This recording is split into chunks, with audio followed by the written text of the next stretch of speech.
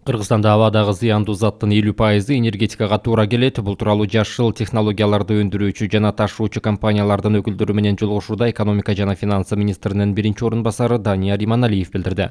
Анын айтымында энергетика тармагына отун жагуучу тармак катары транспорт тармагы кирет. Абага бөлүнүп чыккан зыяндуу заттардын 30,8% айыл чарба тармагында, дагы 6%дан ашыгыраагы өнөр жайга туура келет, деди ал. Иманалиев мындай маалымат өнөр жай тармагы абага зыяндуу заттарды чыгаруунун негизги булагы болуп саналбай турганынан кабар берет деп белгиледи.